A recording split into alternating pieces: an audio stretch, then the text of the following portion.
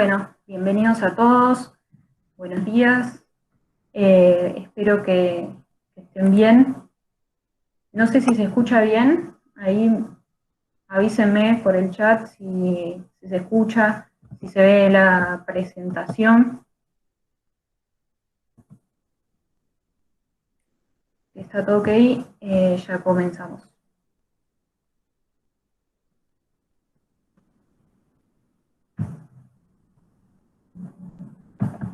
Perfecto, me van avisando que se escucha bien, se ve.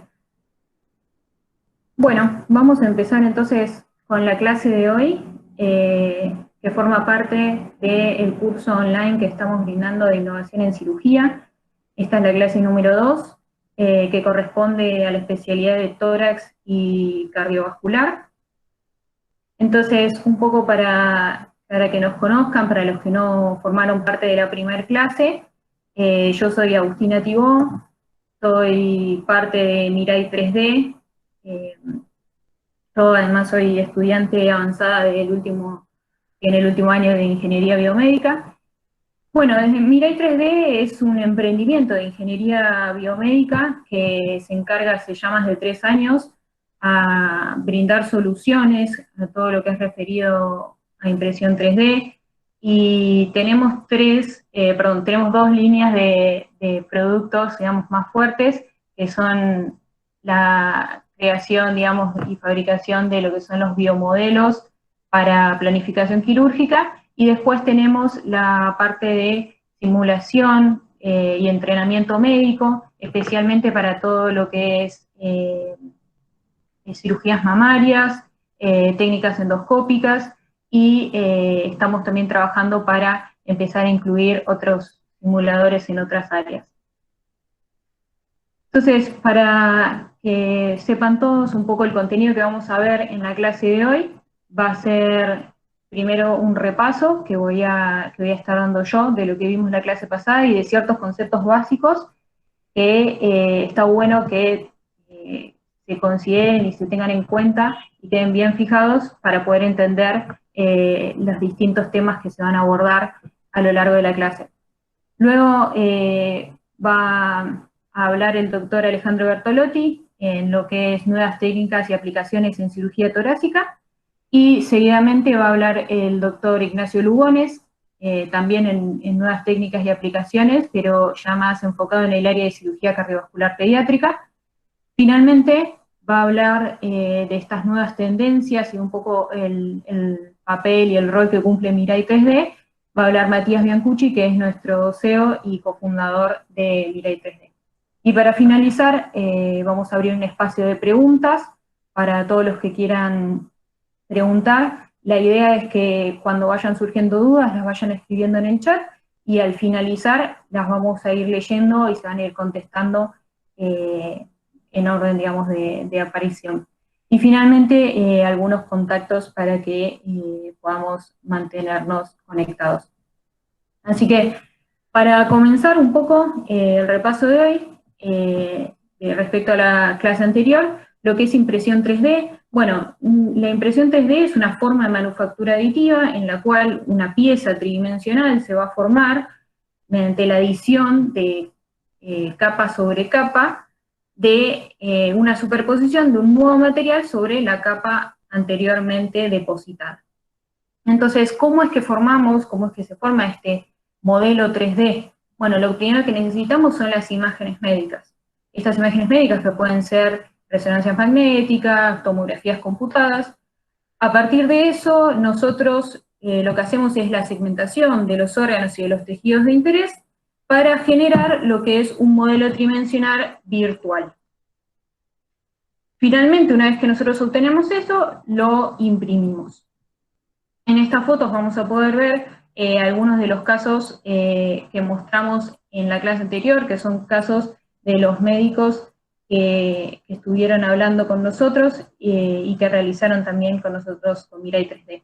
El primer caso que vemos en la imagen es un cáncer de páncreas, y el segundo, en este caso, es un riñón en herradura que tiene un tumor, y en la parte del modelo virtual también es otro riñón que tiene un tumor en el parénquima.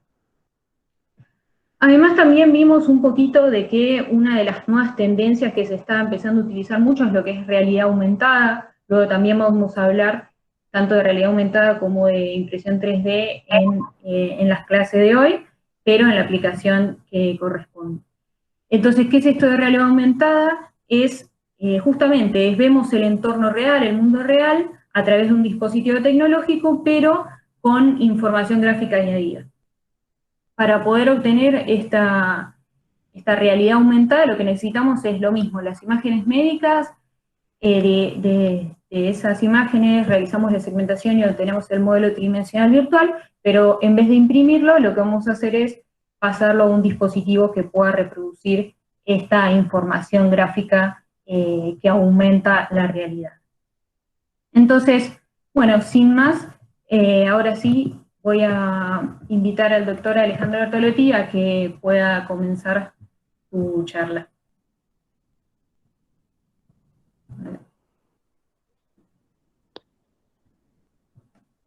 Hola, buenos días. Gracias a todos por la presencia. Veo, además de los amigos de Mirai, a muchos colegas, también amigos, conocidos que se sumaron. Les agradezco que estén hoy compartiendo con nosotros este espacio. Voy a tratar de resumir en pocos minutos la visión desde el lado de la cirugía torácica, incluyendo algo de trasplante, que es también lo que hago, y la aplicación de estas nuevas tecnologías para este tipo de cirugías. Agustina, la comparto desde mi computadora, ¿sí? Perfecto, sí.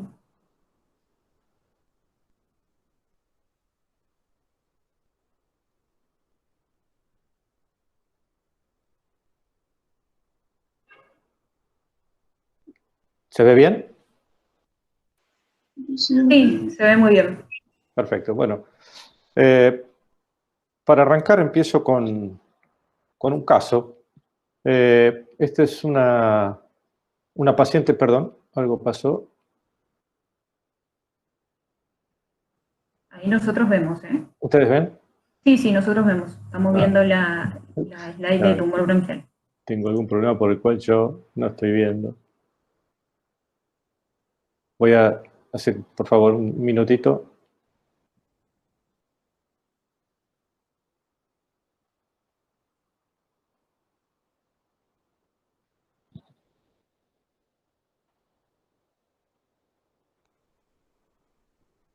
Ahí volvemos a ver. No sé qué me pasa que yo no veo.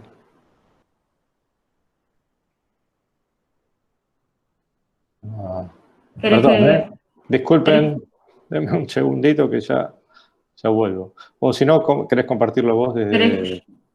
Dale. A ver, intento una vez más. Bueno.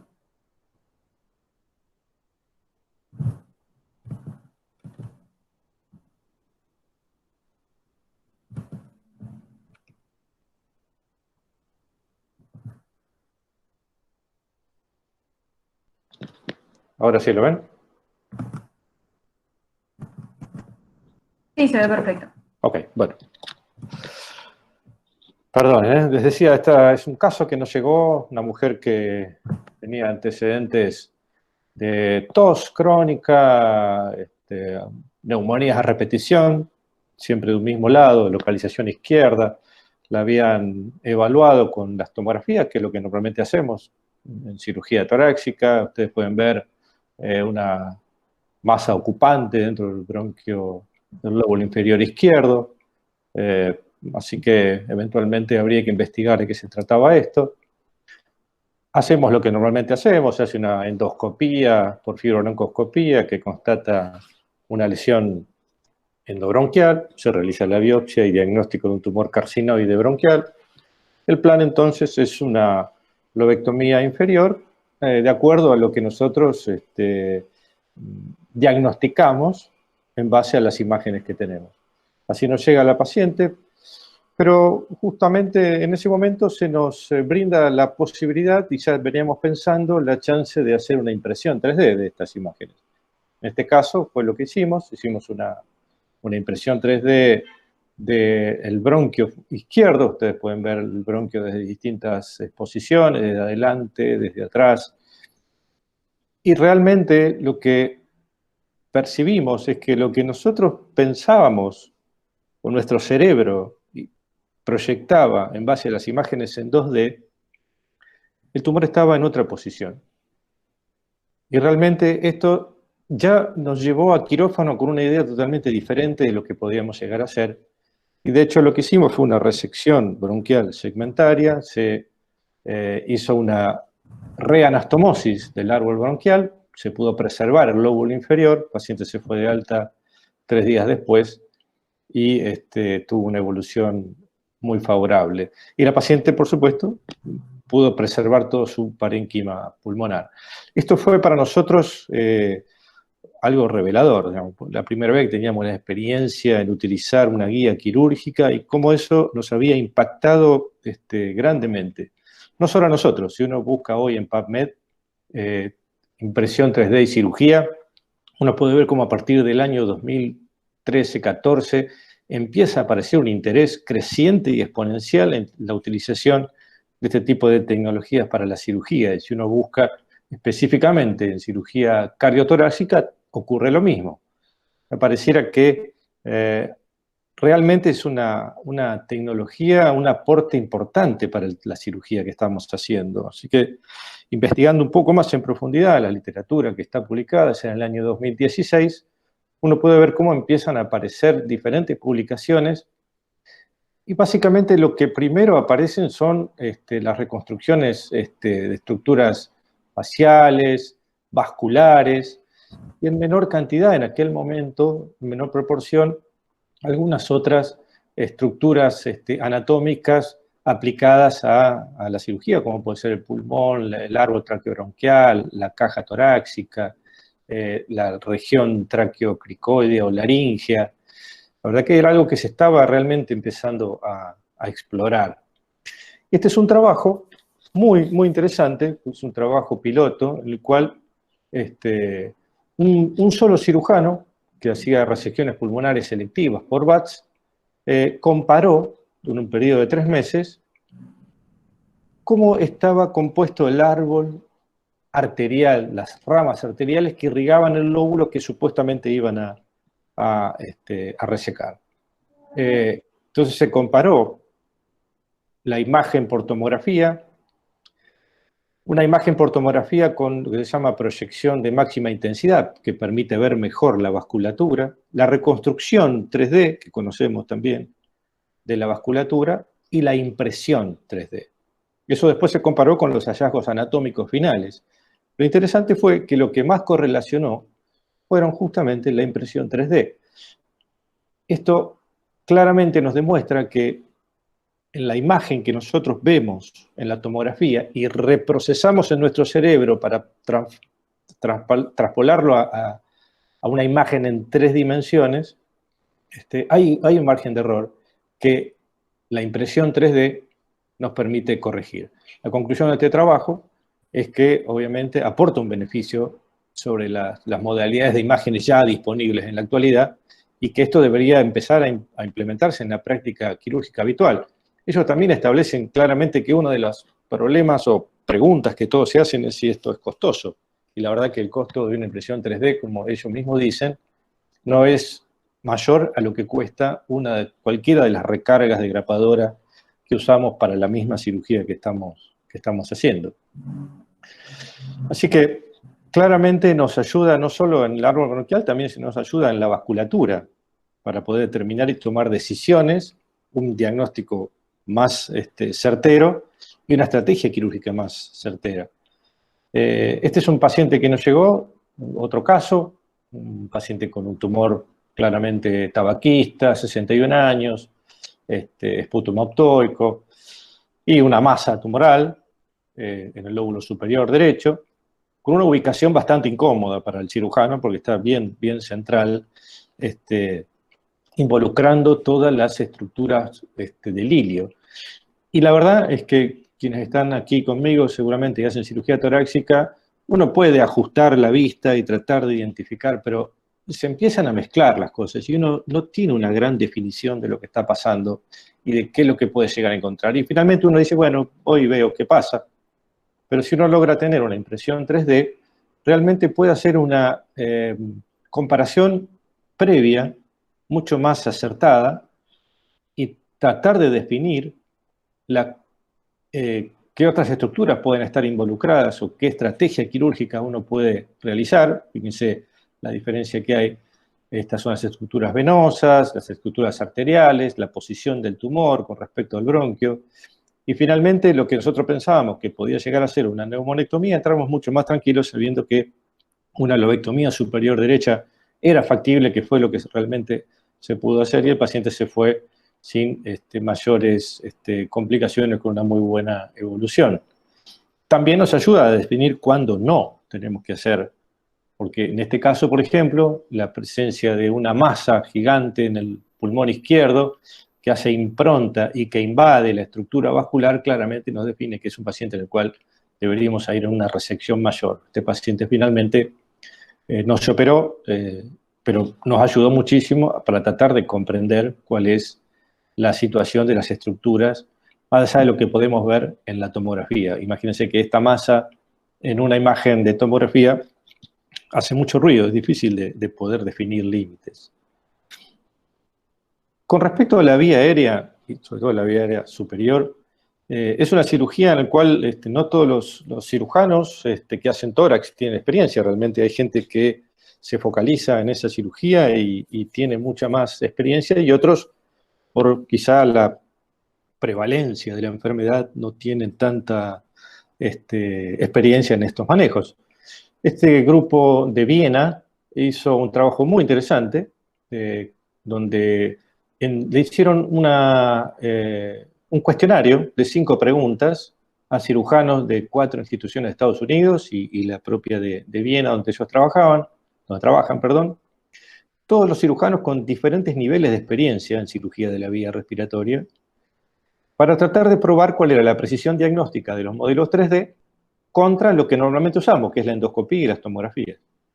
Las preguntas básicamente lo que buscaban era que los cirujanos definieran en base a su experiencia y a esas imágenes endoscópicas y por tomografía cuál era la severidad de la estenosis, la extensión circunferencial, cefálica, qué estructuras pensaban que estaban involucradas y deberían abordarse, y cuál sería la estrategia quirúrgica que utilizarían en estos casos. Ustedes pueden ver cómo se pudieron identificar diferentes estructuras. Se separó el tiroides del cricoides, de las cuerdas vocales, de la tráquea, de la cicatriz, se lo acopló para poder tener una mejor visión de las estructuras por los colores, y lo que resultó fue muy interesante. Ustedes pueden ver que en las 5 preguntas, hubo mucho más coincidencia cuando cirujanos inexpertos, residentes, versus cirujanos torácicos, pero que no tienen gran experiencia en cirugía de la vía aérea, con expertos en la vía aérea.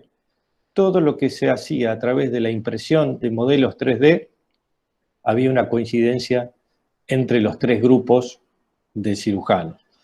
Por lo tanto, concluyeron que los modelos 3D de estenosis, sobre todo en estructuras tan complejas como las estructuras glóticas y subglóticas de la vía aérea, son un complemento útil de la evaluación preoperatoria y sirven además como entrenamiento, ¿no? Y los quienes más se beneficiaron son los residentes o aquellos que tenían o que tienen menos experiencia en cirujanos con menor experiencia en la vía aérea. Yo personalmente me considero que soy un cirujano con una experiencia no muy grande en vía aérea, porque por la prevalencia de patologías que tengo o que asisten a nuestra institución, no es una cirugía que la hagamos asiduamente, pero sí hemos tenido algunos casos, y sé que muchos otros cirujanos pueden tener una mayor experiencia, y en ellos claramente estas imágenes que normalmente utilizamos, por su gran experiencia, pueden resolverlo. Pero fíjense que incluso no es igual. En aquellos con gran experiencia, poder determinar la estrategia quirúrgica, la extensión de los órganos que están comprometidos, es diferente cuando ven el modelo 3D a las técnicas habituales de diagnóstico. Este fue un caso que llegó a nuestra institución, en el cual como equipo quirúrgico nos vimos beneficiados en este caso por la impresión 3D, porque pudimos lograr tener un mejor diagnóstico, una precisión diagnóstica y una estrategia quirúrgica mucho más acertada que nos permitió a un paciente que tenía una lesión compleja traumática traumática porque había tenido un accidente y además por la prolongación de la asistencia ventilatoria mecánica, con un traqueostoma, con destrucción de toda la sublaringe y la tráquea proximal, y se pudo reconstruir gracias a que uno ya entra a quirófano con una idea mucho más acertada de lo que tiene que hacer y de lo que se va a encontrar. También se puede aplicar, obviamente, las estructuras óseas. Los traumatólogos entienden muy bien de lo que es la impresión 3D en traumatología. En cirugía de tórax, esta es una mujer que nos llega con un claro síndrome de opérculo torácico por trombosis venosa, en el caso del lado derecho. Ya le habían hecho una cirugía vía axilar con una resección de la primera costilla, pero la paciente evolucionó con síntomas persistentes, con hipotencia funcional, y la verdad es que cuando vimos la impresión 3D, nos encontramos que había una anatomía totalmente diferente a la que se veía en la tomografía. La paciente no solo tenía una costilla cervical supernumeraria, que no había sido advertida, esta es en la visión posterior, en la visión superior, sino que además la primera costilla también era una costilla normalmente más ancha, y evidentemente no habían logrado resecar completamente la costilla y hizo la persistencia de los síntomas. La vía de abordaje previa nos obligó a tratar de buscar una vía alternativa, se trabajó en conjunto con neurocirugía en un abordaje supraclavicular, y se pudo, gracias a tener esta guía quirúrgica, ir identificando y realizando la cirugía en base al modelo previo de una manera mucho más rápida y más efectiva para el paciente. En cuanto a trasplante pulmonar, esto es algo interesante que publicó el doctor Hiroshi Date de Japón. Ellos tienen muchísima experiencia en trasplantes con donantes vivos porque no tienen la misma procuración que tenemos nosotros. Ellos, por cuestiones religiosas, la procuración de órganos cadavéricos es un problema. Pero sí, para tratar de solucionar la necesidad de pulmones, se utilizan donantes vivos, sobre todo en pacientes con fibrosis pulmonar, con tórax pequeño, mujeres, se utilizan un donante vivo de un lóbulo inferior, y para poder predecir de alguna manera si el lóbulo inferior, en este caso del donante, del lado derecho, va a poder ser adaptado perfectamente al lado izquierdo del receptor, la impresión 3D les permitió hacer una predicción mucho más acertada, mucho más segura, poder hacer el trasplante con éxito, y realizaron ya 3 procedimientos con esta técnica donde claramente establecen el gran beneficio que les otorga la impresión 3D. Nosotros no tenemos la posibilidad de hacerle de impresión 3D al donante porque obviamente son donantes cadavéricos y los tiempos para que se requieren para todo esto son imposibles, inviables que podamos hacer una impresión 3D del donante. Pero sí podemos, en base a la experiencia ganada en los trasplantes, predecir de alguna manera, en base a, sobre todo en algunos casos donde la anatomía está francamente alterada por la patología pulmonar, si es viable o no implantar un pulmón normal en un tórax con deformidades. Este caso, por ejemplo, ven en esta vista anterior como esta es la línea media, todas las estructuras mediastinales, vasos, el corazón, está metido dentro del tórax derecho, y lo que buscábamos era tratar de identificar si lo que es el hilio pulmonar izquierdo era adaptable a un pulmón izquierdo normal. En este caso no fue posible, pero en este otro caso sí. Es un paciente que tiene todo desviado hacia la izquierda, el mediastino. Ustedes ven el desplazamiento de las estructuras vasculares y del corazón hacia el tórax izquierdo comparado con la tráquea, pero este pedículo sí era adaptable a un pulmón normal y el paciente se inscribió para un trasplante unipulmonar derecho. Y por último, esto es algo que también se aplica, esto ya no quiero meterme en la cirugía cardiovascular, pero esto es caso de abordaje torácico de una patología congénita vascular, en este caso un paciente con un arco derecho y lo que llamamos un divertículo de Commerel por un nacimiento anómalo de la arteria subclavia, una cirugía muy compleja donde la asistencia del modelo 3D les proporciona a estos autores un plan bien diseñado antes de la cirugía y una guía mucho más detallada para la anatomía durante la cirugía. La verdad que en pacientes complejos como esto, claramente el beneficio es muy claro. Esta es una publicación que fue aceptada por el Colegio Argentino, la revista del Colegio Argentino de Cirujanos Cardiovasculares, que vamos a estar publicando brevemente. Es un caso que nos llegó también con una arteria subclavia aberrante, naciendo desde el arco aórtico, pasando por detrás de la tráquea y comprimiendo el esófago, lo que genera la famosa disfagia lusoria. Las variaciones que puede tener esta anomalía de la subclavia derecha hace que si uno busca cuál es la técnica de abordaje más adecuada, no hay una, sino que hay varias. Y realmente uno tiene que adaptar y definir si va a trabajar desde el lado izquierdo para trabajar la aorta, pero después me tendría que ir del lado derecho para reimplantar la subclavia, o puedo trabajar desde el cuello. Hay varias técnicas. La verdad que la impresión 3D en este caso nos ayudó muchísimo para tomar la decisión de hacer un abordaje desde el lado derecho y hacer toda la cirugía simplemente por una toracotomía lateral derecha. Ustedes pueden ver acá, ayudados por las cámaras de videotoracoscopía, nos permitió tener una imagen mucho más ampliada y además teníamos el modelo en el quirófano para poder ir guiándonos a manera de ruta o hoja de ruta en la disección de todas las estructuras para poder hacer una cirugía más rápida, más segura para el paciente. Finalmente se pudo hacer y el paciente se fue de alta.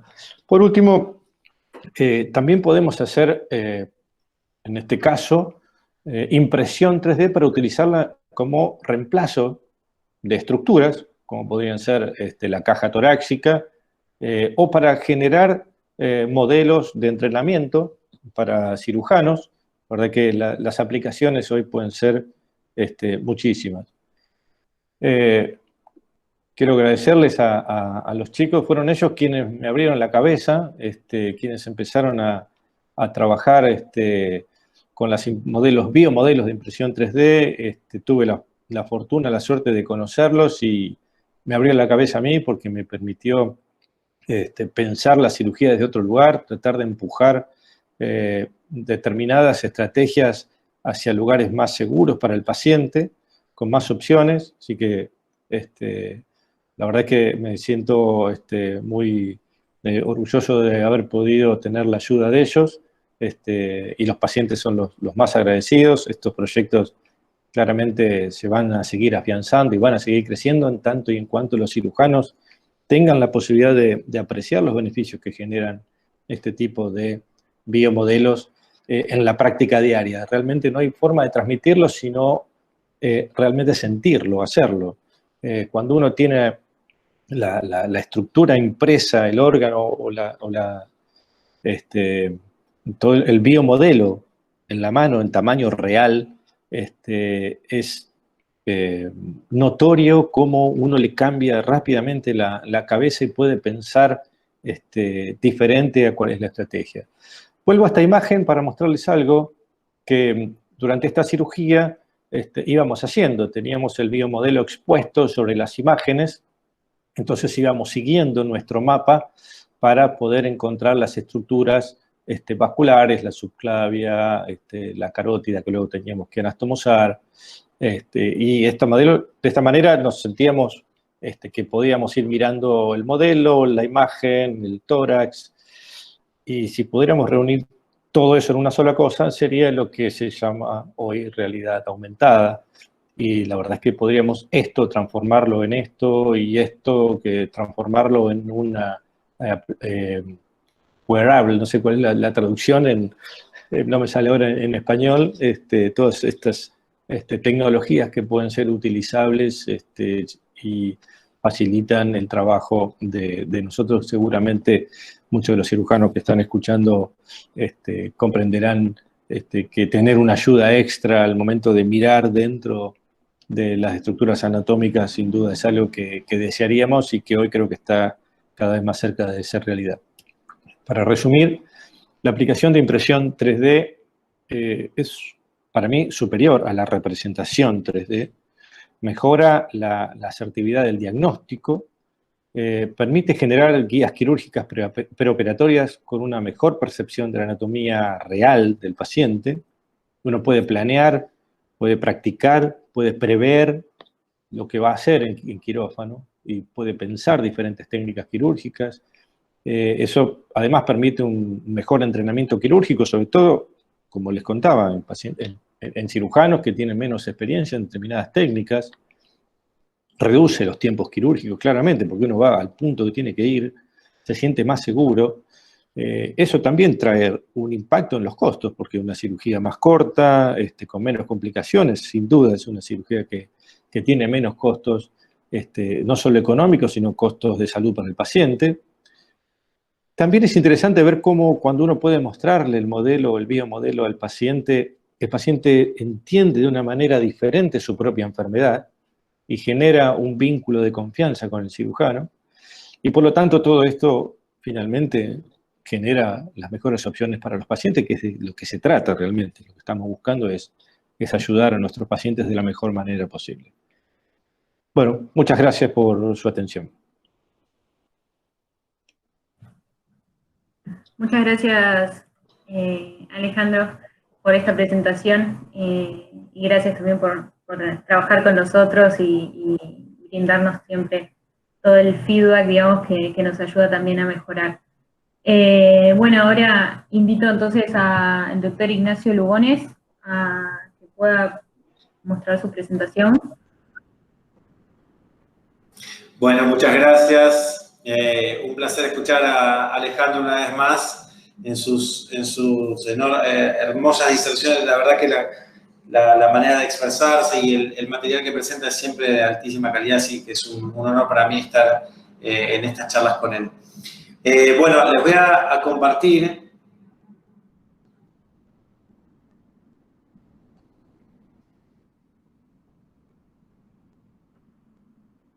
¿Se ve ahí?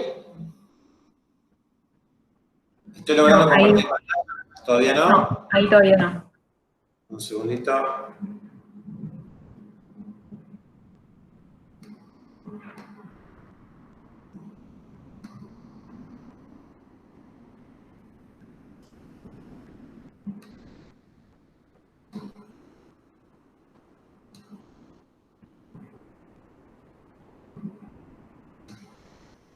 ¿Lo podés compartir? Vos, Agus, Dale, prueba. estoy intentando hacerlo desde acá y el Chrome no me deja. Buenísimo, yo ya pongo la... Ahí está, ya lo logré. Ahí está. ¿Se ve ahora? Ah, perfecto, ahora sí. Bueno, muy bien. Bueno, mi nombre es Ignacio Lugones, soy cirujano cardiovascular pediátrico del Hospital Elizalde de la Ciudad de Buenos Aires. Hoy les voy a hablar de lo que es una técnica que hemos desarrollado y en la cual la tecnología de impresión 3D ha tenido mucha importancia, que es lo que nosotros denominamos técnica Avatar, y ya les vamos a explicar por qué, y consiste en la reconstrucción de la válvula aórtica en pacientes pediátricos. El problema que tenemos en estos pacientes es que las lesiones de la válvula aórtica son un enorme desafío para el cirujano siempre, independientemente de la edad del paciente. En los pacientes adultos, en general, las estrategias están mucho más claras y la manera de resolverlo sigue una hoja de ruta un poco más acotada. En niños, la falta de disponibilidad de métodos tales como el reemplazo valvular, con válvula mecánica, por las diferencias de tamaño de prótesis y demás, hacen que el pronóstico de estos pacientes sea mucho peor.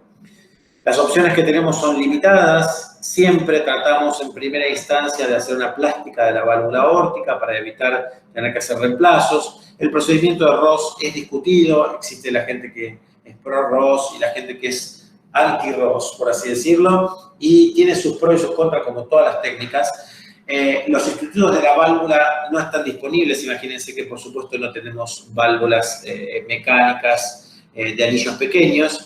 Y aún si pudiéramos utilizar una válvula, vamos a suponer una válvula mecánica pequeña, aunque existiera, deberíamos someter al paciente a una anticoagulación de por vida, que en el contexto pediátrico es una enfermedad mucho más grave que la que es un adulto. El chico no puede jugar y demás cuestiones relacionadas con los riesgos de la anticoagulación. Entonces, tiempo atrás nosotros desarrollamos una solución que se basa básicamente en la geometría, ¿bien?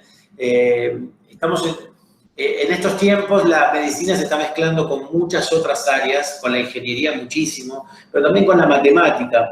Básicamente, la matemática y la física son las ciencias que subyacen a todas estas profesiones, a los ingenieros, a los médicos, y nosotros encontramos una solución desde el punto de vista geométrico para lograr reconstruir la válvula con tejido sin necesidad de colocar una prótesis, ¿bien? Y diseñamos esta estrategia que se llama AVATAR, por sus siglas, que son Aortic Valve Tri-Leaflet Autologous Reconstruction, en la cual nosotros fabricamos una válvula que es geométricamente idéntica a la nativa, luego de haber entendido cómo es la geometría de la válvula normal de un paciente. La hacemos con tejido propio del paciente, es decir, con pericardio autólogo. Está exactamente hecha a medida en función de la raíz que tiene, de las dimensiones de la raíz aórtica de ese paciente. Por supuesto, se puede hacer en cualquier tamaño, porque simplemente tenemos que adaptar los cálculos al tamaño del continente que va a ser la raíz aórtica. Podemos hacer una confección y un implante rápidos y semiautomáticos. Por supuesto, no requiere anticoagulación. Y lo que es muy importante es que no detiene el crecimiento de la raíz aórtica, como si ocurre con otras opciones que tienen un anillo rígido y no permiten que el resto del tejido, básicamente el anillo aórtico, siga creciendo. Nosotros realizamos un diseño en colaboración con el Laboratorio Tecnológico de la Ciudad de Buenos Aires. Primero, como hablaba Alejandro, la tecnología 3D se ha ido insertando cada vez más en nuestra vida cotidiana. De hecho, cuando nosotros iniciamos este proyecto fue hace ya más de 2 años, inicialmente nosotros teníamos moldes para colocar la válvula aórtica que eran planos. La impresión 3D todavía no estaba en su auge, en su maduración como está actualmente, y con el correr del tiempo logramos diseñar estos moldes que ustedes ven aquí. Ahora voy a intentar compartirles un pequeño video. Voy a hacerlo en otra pantalla porque no hay problema sino para pasarlo. Aquí aplicamos realidad aumentada. Aquí pueden ver un corazón, el cual nosotros colocamos uno de los que nosotros llamamos moldes de inserción, que son unos objetos, unos dispositivos que tienen una forma muy especial, que está referida a la característica de la raíz aórtica y que van a marcar los bordes de inserción de lo que luego va a ser la válvula construida en pericardio. Entonces, la impresión 3D ha tenido un impacto enorme. Antes nosotros teníamos que utilizar un molde de inserción plano que íbamos apoyando en forma secuencial en las distintas porciones de la raíz aórtica para lograr identificar el lugar preciso donde la válvula tenía que ser suturada. Esto que inició como una idea, como un desarrollo geométrico, luego de la validación geométrica, siguió por validaciones por simulación en computadora, siguió el proceso que sigue todo testeo para el desarrollo de una nueva técnica, ¿bien? O una nueva estrategia de reparación quirúrgica. Y lo que hicimos fue, en conjunto con gente de la Universidad de Aarhus, en Dinamarca, fue hacer una validación in vitro. Es decir, utilizamos una máquina un simulador de corazón con una bomba que pulsaba la sangre, que pasaba por distintas cámaras, y evaluamos con eco, con cámaras de alta velocidad y demás, el funcionamiento de la válvula. Acá ustedes van a poder ver que a la izquierda ven la válvula nativa, como se ve, en sístole y en diástole, y como ven la válvula reconstruida, filmada en cámara de alta velocidad, en un eje corto, por así decirlo, una visión transversal. Lo mismo pueden ver de la nativa, tanto en diástole como en sístole, y la reconstruida. Bien, utilizamos 8 raíces de corazón porcino, como ustedes ven, la raíz fue interpuesta en esta máquina y utilizamos el modelo de flujo pulsátil comparando las raíces nativas con las raíces reimplantadas. A eso le hicimos ecografía 2D, le hicimos Doppler, le hicimos medición de presiones invasivas y le hicimos fotografía de alta velocidad. En nuestros resultados encontramos que ninguna de las válvulas presentaba insuficiencia y no había ningún tipo de gradiente significativo a través de la misma. Este ligero prolapso que ustedes ven en comparación de la nativa versus la reconstruida es un prolapso que nosotros dejamos adrede porque piensen que esto lo insertamos en pacientes pediátricos y después la válvula va a tener que crecer. Entonces, para acomodarse a ese crecimiento, esa válvula necesita tener espacio, necesita tener una cierta altura, lo que llamamos nosotros billowing height, que permite que durante la evolución y el crecimiento del anillo la válvula se acomode de la manera adecuada. Por supuesto, también la zona de coaptación, que ustedes van a ver que es bien amplia, permite que también durante el proceso de crecimiento, que es dinámico del paciente, la válvula se vaya acomodando y se vaya desplegando de la manera correcta para mantener la competencia a lo largo del tiempo. Luego de una validación in vitro, pasamos a la validación in vivo, bien, a la validación in vivo, pero antes les quiero mostrar un pequeño video en el cual nosotros filmamos, esta vez simplemente con un celular, el funcionamiento de la válvula en el interior de la máquina. Como ustedes pueden ver, la apertura y la coaptación de esa válvula es perfecta, ¿bien? No hay ningún tipo de pérdida central, la coaptación, la simetría de las tres valvas es muy similar a la simetría normal que tiene que tener en un paciente con una válvula sana. Y acá pueden ver una fotografía en la cual se distingue la válvula nativa y la válvula reconstruida de esa misma raíz porcina. Como ustedes pueden ver, no hay mayores diferencias. En realidad, la diferencia está aquí. Ustedes ven unas pequeñas líneas. Esas son las líneas de tensión que tiene una válvula normal, ¿bien? Que son líneas de colágeno engrosadas. Por supuesto, estas válvulas tienen millones de años de evolución. Y nosotros, si bien podemos reconstruir a nivel macroscópico las características geométricas y la disposición espacial de estas válvulas, por supuesto no podemos ir tan profundo como para hacer una modificación histológica del tejido y lograr que la válvula sea idéntica a la nativa, ¿bien? Pero eso nos queda un largo camino para recorrer y por supuesto la biología molecular y la edición génica y demás tienen un rol muy importante en ese aspecto. Como les decía, después pasamos a los testeos in vivo en modelo porcino, que lo hicimos en conjunto. Hicimos 8 animales en Dinamarca, hicimos 7 aquí en la Universidad Nacional de La Plata, en la Facultad de Veterinaria. Utilizamos la misma técnica. Acá vemos el reemplazo de la válvula, en este caso hicimos un reemplazo valvular pulmonar, y acá vemos el resultado de la válvula con una perfecta coaptación en el momento de la diástole. En esta zona van a ver que está más engrosada, es más refringente, porque esa es la zona en la cual nosotros colocamos los puntos de refuerzo para que la válvula no soporte tanta estrés en esa región. Luego de esto, iniciamos el 18 de agosto del año 2018, operamos el primer paciente y hasta ahora llevamos operados 8 aquí en el país con esta técnica. Acá pueden ver un ejemplo. Esta es la válvula aórtica de un paciente de 7 años, una válvula bicúspide, era un paciente operado por un tronco arterioso y la válvula había recibido una plástica y estaba sumamente deteriorada, con insuficiencia y no tenía estenosis, pero con una insuficiencia severa. Acá ven otro caso de una válvula bicúspide de un paciente. Les voy a mostrar un video de la exploración anatómica de esa primera válvula que les mostré. Como ustedes pueden ver, la válvula está severamente dañada. Una plástica en ese contexto es realmente muy difícil de lograr. Esta válvula ya había, ahí pueden ver la zona de fusión comisural que se había realizado en la cirugía de corrección de tronco y la coaptación que era muy mala, determinando una insuficiencia aórtica de un grado severo con dilatación del ventrículo izquierdo de una manera muy importante. Entonces, lo que nosotros hicimos fue, utilizando la técnica Avatar, reemplazamos la válvula aórtica con pericardio, en este caso pericardio bovino. Y les quiero contar cómo es la técnica.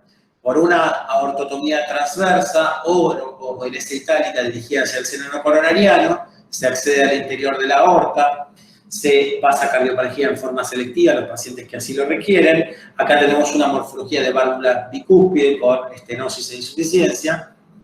Luego de eso resecamos la válvula nativa, dejando un pequeño borde. Utilizamos el molde de inserción que hoy les mencioné para reconstruir una válvula completamente simétrica que permita que la distribución del estrés en cada uno de los leaflets sea simétrico, ¿bien? Y que la coaptación sea central, permitiendo de esa manera la mejor disposición hemodinámica para el paciente. Luego comenzamos la sutura de la válvula en las líneas previamente establecidas. Esta válvula es cortada, por supuesto, también con moldes que permiten que tenga el tamaño exacto en función del tamaño de la raíz. Luego que se coloca una, se coloca la otra. Finalmente se concluye con la sutura de las tres y se cierra la ortotomía y se constata por ecocardiograma transesofágico el resultado de la reconstrucción. Acá vemos uno de los pacientes con la reconstrucción ya finalizada. Acá vemos otro paciente. Fíjense que el cierre es medio helicoidal, por así decirlo, pero esto es básicamente por dos motivos. El primero es que la aorta no está llena, ¿bien? Cuando la aorta se llena, se distiende la unión sinotubular y las comisuras se alejan y la válvula toma una disposición normal. Y además porque esta disposición helicoidal en pacientes pediátricos es mejor porque permite que con el tiempo, a medida que el crecimiento va produciendo la dilatación de la raíz, la forma final que tenga la válvula en el tiempo sea una forma del símbolo de la paz que todos conocemos. Como ustedes pueden ver, el tiempo de clampeo, la media del clampeo aórtico es de 84 minutos. Es una técnica sencilla de aprender. Se hicieron otros procedimientos concomitantes y quiero mostrarles, en virtud del tiempo que no tenemos mucho, cómo fue el resultado de la exploración de la válvula. Ahí está la válvula finalizada de la imagen del medio. Ustedes pueden ver que existe perfecta coaptación entre los tres leaflets.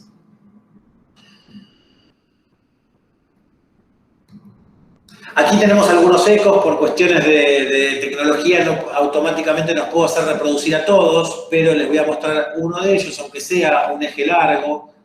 Si bien no es con color, ustedes pueden apreciar la coaptación perfecta y el borde de coaptación. El billowing height es muy escaso en este paciente porque ya era una válvula bastante grande, así que logramos un resultado muy satisfactorio. Bien. En fin, para concluir, esta técnica que nosotros llamamos Avatar puede ser realizada tanto en neonatos, en niños y en adolescentes. El niño más pequeño que operamos fue un bebé de 2,7 kg. Constituye también una opción para pacientes adultos, en los cuales sea conveniente utilizar una técnica biológica, que no sea necesario colocar una válvula mecánica. Es un procedimiento simple, reproducible, básicamente porque lo que tenemos son guías que nos permiten hacer que este procedimiento siga pasos muy sencillos, ¿bien? Y se puede demarcar exactamente cuál va a ser el tamaño de la válvula y cómo se va a suturar, en qué lugares exactos y demás. Además, no requiere anticoagulación postoperatoria. Nosotros, por prevención, los dejamos a los pacientes con antiagregación. La técnica permite un completo alivio de la estenosis, dejando una válvula competente en todos los casos. Tenemos un seguimiento de casi 2 años que muestra excelentes resultados, sin estenosis y con una insuficiencia leve o trivial, pero por supuesto necesitamos un seguimiento a mediano y largo plazo para evaluar los resultados de esta técnica. Básicamente, en niños en los cuales la estrategia muchas veces termina siendo que esperamos al paciente para poder hacer un abordaje que no sea tan agresivo, por ahí como una cirugía de Ross, que va a requerir recambios y recambios y recambios de muy hertos. En muchos casos podemos hacer un abordaje que no dañe el lado derecho del corazón y que permita una buena competencia valvular sin estenosis para que el chico atraviese las primeras, aunque sean las primeras etapas de su vida, sin un deterioro del ventrículo izquierdo que sea demasiado importante. En fin, eso es todo.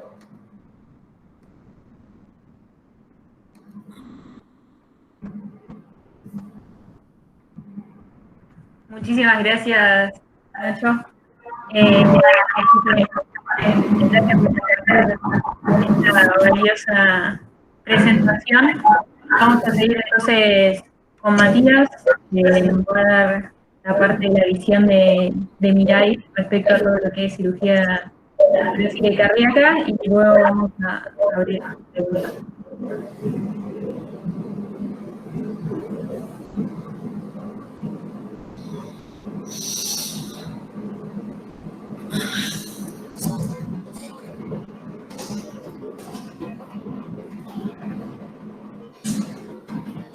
¿Ahí se ve, Agus?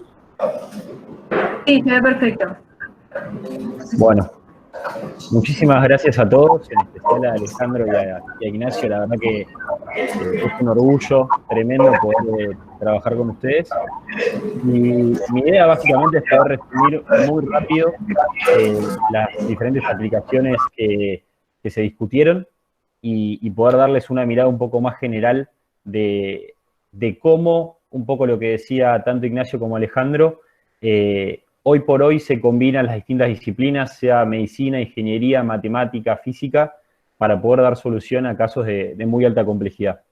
Así que creo que todo lo que pudimos ver a lo largo del webinar y lo que también veremos la clase que viene, tiene que ver con el uso de estas tecnologías, ya sea dentro de quirófano o fuera en la parte prequirúrgica, al momento de entrenarse y de formar a los cirujanos, o también de hacer cosas de investigación y desarrollo que realmente tienen un impacto increíble, como lo que está haciendo Ignacio con la técnica Avatar y con el reemplazo de las válvulas pediátricas. Así que un poco lo que quiero enfocarme muy rápidamente es cuándo esto tiene sentido, cuándo sobre todo los modelos se utilizan en cirugía, y tiene que ver principalmente con casos de muy alta complejidad, en donde la anatomía, la comprensión anatómica del caso no queda del todo claro y el cirujano necesita información adicional para poder tomar decisiones. Entonces, imaginemos este caso de una paciente pediátrica con una escoliosis severa que llega a una primera consulta, en donde el cirujano no tiene toda la información del caso, se le hace un estudio de imágenes para poder tener más información, y como con el estudio de imágenes no es suficiente para poder tomar todas las decisiones que necesita el cirujano, pide el modelo 3D a escala real para tener una comprensión total de ese caso puntual. Y otra de las cosas importantes, y esto me da pie para abordar cirugía cardiovascular, es que nosotros podemos, a través de la impresión 3D, del diseño y de la realidad aumentada, jugar con las visualizaciones y hacer, por ejemplo, cortes de una misma anatomía o imprimir, por ejemplo, el pool sanguíneo para ir dándole al cirujano toda la información que necesita y que nos pida. En particular, en cirugía cardiovascular pediátrica, nosotros vemos que estas son las patologías en base a la experiencia propia y a la investigación en diversos papers, en donde más sentido tiene utilizar impresión 3D o realidad aumentada. Y me interesaría puntualmente enfocarme en doble salida del ventrículo derecho, que es donde más experiencia tenemos y en donde ya hemos realizado un caso con la clínica de la Universidad Católica de Chile, del doctor Pedro Becker Rencoret. Y este fue un estudio en donde se tomaron 25 pacientes pediátricos, donde 32% de ellos se les hizo un modelo 3D, y después se tuvo un 68% de grupo del control representando el resto de los casos, y en donde se pudo observar una notable reducción en el tiempo de quirófano, una reducción en el tiempo de ventilación mecánica del paciente y también una reducción en el tiempo de cuidados intensivos. Entonces, no solamente, y esto es muy lógico, mejora la performance quirúrgica, sino también que mejora la recuperación del paciente. Y quiero también que pensemos, como les decía al principio, las perspectivas y las posibilidades que esto nos abre desde el punto de vista del entrenamiento y de la formación del cirujano. Por ejemplo, nosotros hemos realizado, y este ejemplo también lo he mostrado en la clase anterior, este modelo vascular para entrenar cateterismo, y después me gustaría enfocarme en lo que están haciendo los profesionales de Sick Kids en Toronto con todo su juego y su programa de entrenamiento en cirugía cardiovascular pediátrica. Ellos lo que hacen es realizar una serie de modelos con diferentes patologías de cirugía cardiovascular pediátrica, y lo meten dentro del programa de entrenamiento para residentes en cirugía. ¿Y qué logran con esto? Bueno, este es un estudio súper interesante que justo discutíamos la semana pasada con el doctor Hussein, en donde también estuvo presente Agus, y lo que muestra este estudio es, se le dio a un grupo de cirujanos que estaban entrenando modelos impresos en 3D para entrenamiento, con diferentes patologías, y se les permitió hacer 2 intentos. Y tanto el score quirúrgico como el tiempo del procedimiento se redujo, en un caso en el 80% de los cirujanos y en el otro en el 100% de los cirujanos, donde el 100% de los cirujanos fueron más rápidos a la hora de realizar el procedimiento después de haber entrenado con un primer modelo. Entonces, esto marca claramente sobre una población de 30 cirujanos cómo, en este caso, para cirugía cardiovascular pediátrica, la impresión 3D es una herramienta de grandísima utilidad para mejorar la performance quirúrgica y el desarrollo de la habilidad manual del cirujano. Otra de las cosas que quería enfatizar y que me dio pie Alejandro cuando hablaba, por ejemplo, de la experiencia en vía aérea de diferentes profesionales, es este estudio que hicimos con el equipo de la doctora Karina Patané, en donde tratamos 10 pacientes con estenosis de distintos grados y realizamos el modelo prequirúrgico para planificar esa resección. Y ahí pueden ver la correlación de la resección y el modelo 3D. Y no solamente realizamos los modelos en un material rígido, sino que también lo hicimos con diferentes modelos siliconados que le permitieron simular la cirugía antes de entrar a quirófano. Por último, y intentando respetar la promesa de ser breve, repito algunas slides de la clase anterior para quienes no asistieron. Estas tecnologías no se limitan a una sola área quirúrgica, sino que pueden atender múltiples áreas. De hecho, un poco la bibliografía que mostraba Alejandro al principio mostraba eso. Si bien hay algunas áreas particulares, como puede ser, por ejemplo, cabeza y cuello, cirugía cardiovascular o cirugía pediátrica, y en particular ortopedia y traumatología, que son quizás más claves para incorporar esta tecnología, hay otras como cabeza y cuello, como traumatología oncológica, como neurocirugía, como cirugía torácica, como cardiovascular y como urología, en donde claramente podemos encontrar aplicaciones, no para todos los casos, pero sí para casos de muy, muy alta complejidad. Y esto no es algo que estamos proponiendo nosotros y que es necesariamente una novedad, sino que sistemáticamente se empieza a aplicar en diferentes lugares del mundo. Por ejemplo, acá ponemos como casos el Hospital San Juan de Dios de Barcelona, el Hospital de Newcastle de la NHS, la Clínica Mayo de Estados Unidos, la Clínica Las Condes, el Instituto Alexander Fleming y el Hospital Universitario de Seúl. Como casos de relevancia en los cuales se está ya utilizando este tipo de tecnologías.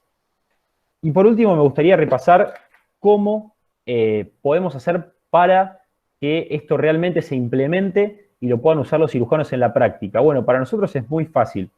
Nosotros desarrollamos una plataforma web en donde cada cirujano tiene un perfil de usuario y a través de ahí se gestiona cada uno de los modelos, ya sea en impresión 3D o en realidad aumentada, que el cirujano necesita.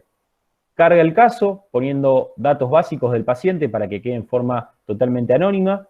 Se cargan ahí las imágenes, que se le puede pedir también al radiólogo del hospital, se le puede dar acceso para que él las cargue. Se programa la fecha de cirugía y se sigue un flujo de trabajo súper intuitivo que tiene que ver con la validación del modelo 3D, con la impresión y con la entrega en el hospital. Por último, les quiero contar un poco el impacto que tiene el curso.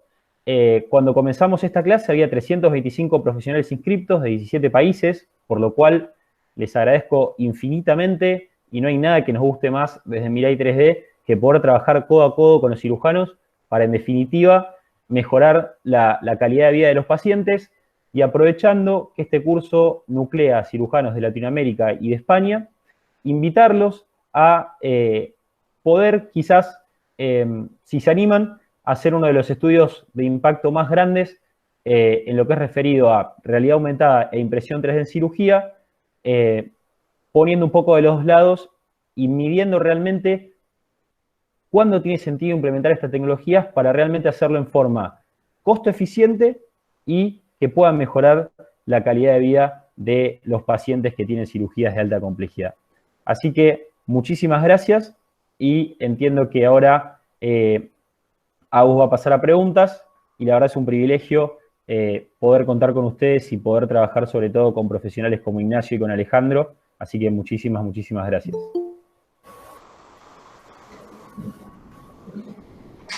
Gracias, Matías.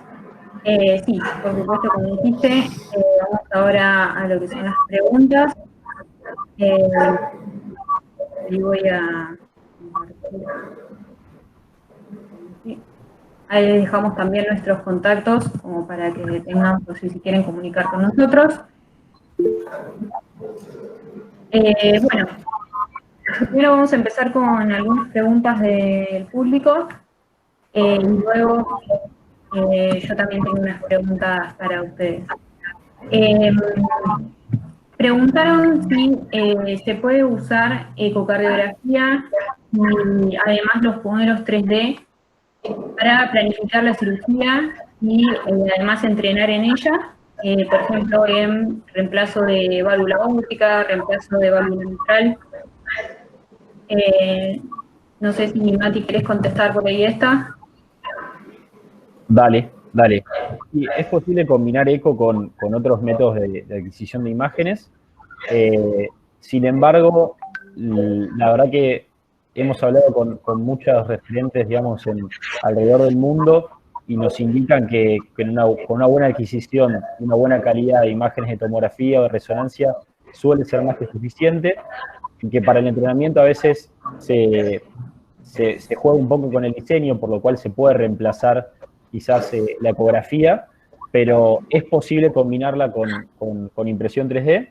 Y por otro lado, para mostrar un poco la calidad y el realismo de los productos de simulación, para que vean la flexibilidad que tienen los productos y cómo se replican, y tiene también la diferenciación de los tejidos, para que vean que es algo que ya está disponible y que brinda un realismo muy interesante.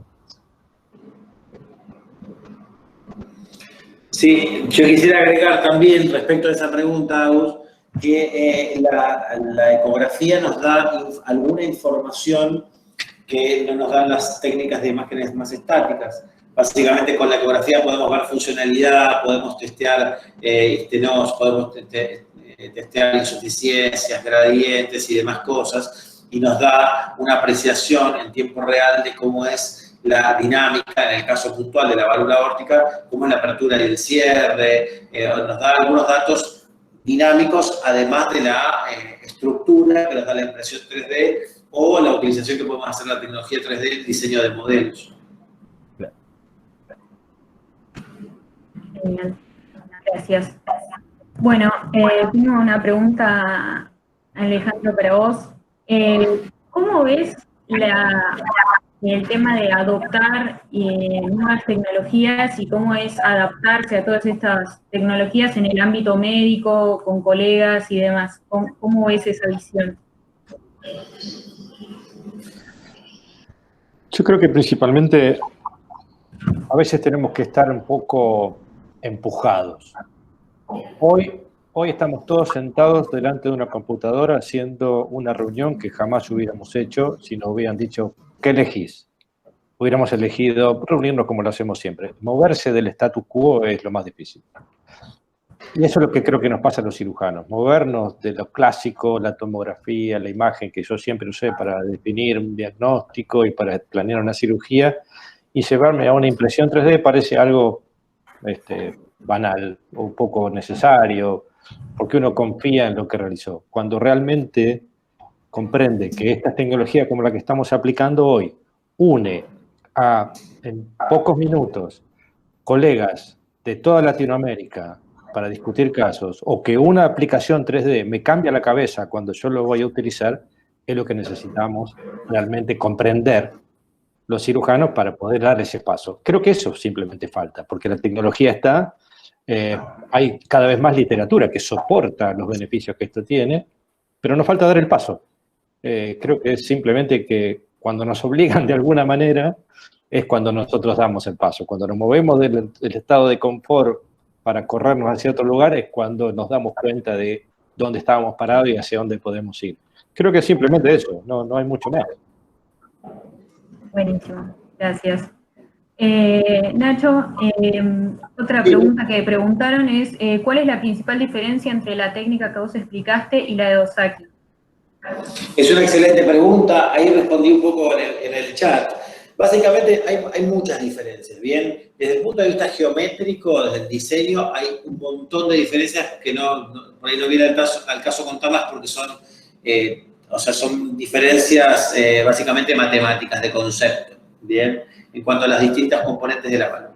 Segundo, la válvula, el método del doctor Ozaki, que ha tenido mucha trayectoria, mucho vuelo, primero que no está pensado para niños, ¿bien? Es un reemplazo para pacientes adultos.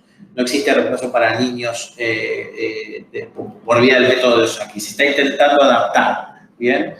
Pero existe una diferencia fundamental, que es que el reemplazo la técnica del doctor Ozaki lo que utiliza es un reemplazo de valva. El concepto es un reemplazo de valva por valva. Es decir, se extrae una de las valvas enfermas, ¿bien? Y se coloca una valva de ese tamaño en esa posición. ¿Bien? No se realiza una reconstrucción de toda la raíz. Es decir, que la reconstrucción final de la válvula, si la válvula nativa era asimétrica y por lo tanto tenía una redistribución del estrés durante la diástole asimétrica, la realidad es que esa distribución también permanece. No se hace una reconstrucción simétrica siempre como hacemos nosotros. Otro gran problema de la técnica del doctor Ozaki es la reconstrucción de válvulas bicúspides, que es otra de las preguntas que me hicieron. Por ahí estaba intentando contestar.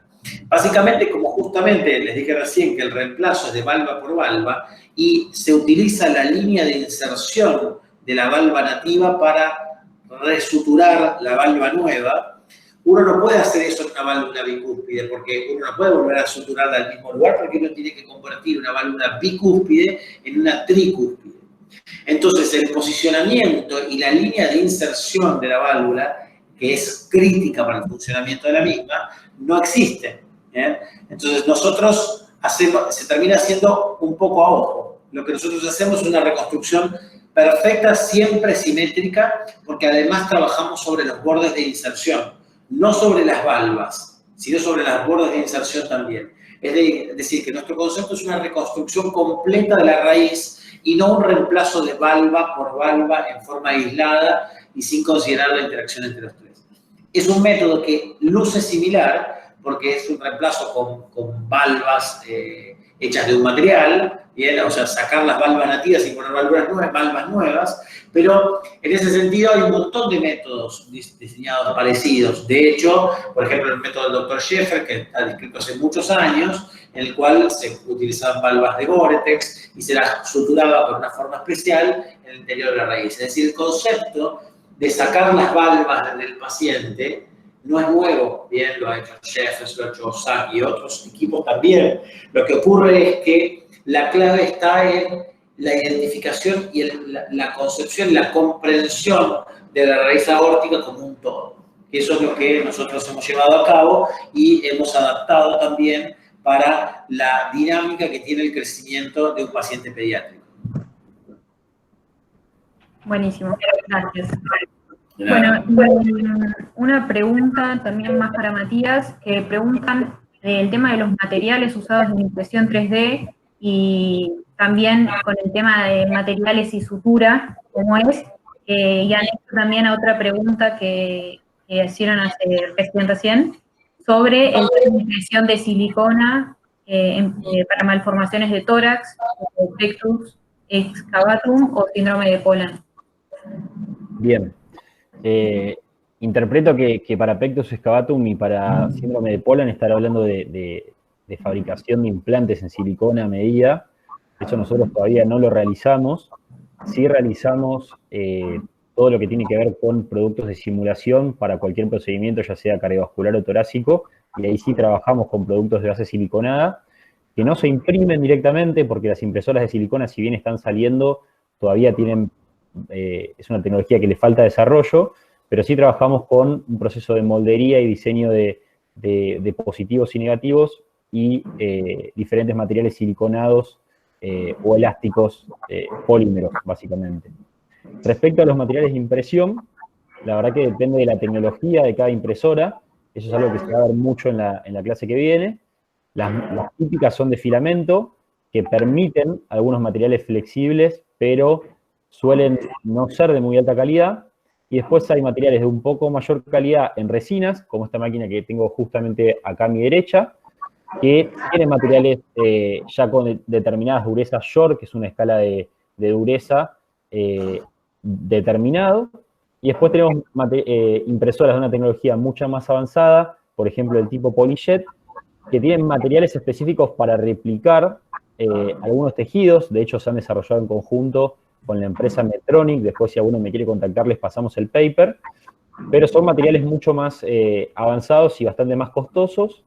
Creo que se llama Tissue Matrix, el nombre del material específico, que sacaron justamente para replicar determinados tejidos cardiovasculares. Así que creo que más o menos esa es la respuesta a lo que consultaban. Bueno, muchísimas gracias a todos. Antes, digamos, que finalicemos, queremos decirles que si nos pueden ayudar contestando una breve encuesta a todos los que participaron. Ahí Matías envió el link por el chat. La idea es que si pueden darnos un feedback como para seguir creciendo y seguir acomodando las cosas a lo que ustedes más necesitan y para poder brindarles, digamos, la mejor información y contenido. Así que bueno, muchas gracias a todos, Nacho, Matías, Ale, gracias y gracias a todos los que participaron y se sumaron. Los esperamos también en la próxima clase, que es la última, que refiere a todo lo que es desarrollo de estas técnicas nuevas y cuáles son todo el tiempo de materiales y los procesos. Así que muchas gracias y espero verlos en la próxima clase.